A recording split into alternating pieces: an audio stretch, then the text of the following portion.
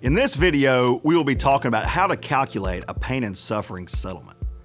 Pain and suffering are important factors in many personal injury cases, but proving them can be difficult. There are two main areas of pain and suffering according to personal injury law. The first is your physical pain and your mental anguish. The second is the emotional distress associated with a personal injury, and that includes the emotional effects of chronic or intense pain. Again, we're talking about pain and suffering.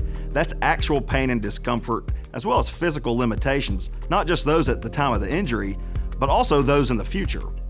Mental pain and suffering may include depression, mental anguish, anxiety, or other emotional disorders. Emotional distress may present itself in different ways depending on the individual. And when we're talking about this could be a loss of consortium, such as the loss of the ability to be intimate with your partner or any other emotional or psychological trauma. So how do you value this? That's the question.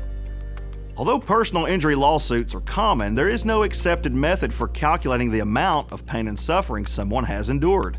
This calculation can be made by a person's personal injury lawyer during settlement proceedings or in front of a jury. Judges advise juries to use good sense in determining what would be a fair and reasonable amount to compensate for a plaintiff's trauma. The most common way of calculating the value of a case is to use a multiple, called a multiplier, based on actual costs.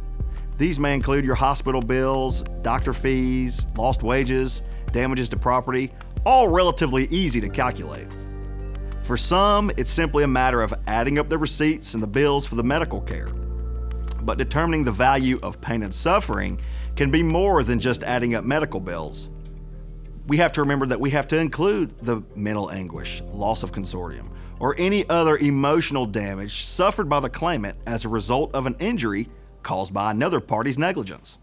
Current pain and suffering has a clear and definite endpoint. However, pain and suffering must be estimated into the future in personal injury cases. When calculating the pain and suffering in a settlement demand, a personal injury lawyer will convince the insurance adjuster or the jury of the impact the injuries will have on the quality of life. To succeed in raising your settlement amounts, you must be able to prove pain and suffering if the injury caused you to sink into a depression. You can prove this by submitting medical records of treatment by a psychologist or a psychiatrist.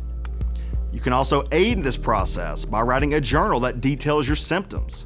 If you are unable to sleep after an accident, for example, submit copies of prescriptions for sleeping pills from your doctor, as well as an account written over time detailing how little rest you've been getting and why. Always be prepared to speak about what you lost and how you suffered as a result of the accident. Again, recording a journal during recovery will help. It will help you accurately represent your injuries in court. Remember to be realistic about your injuries, and don't forget to communicate honestly and openly with your attorney. I hope this video gives you some insight into how an injury case can be valued.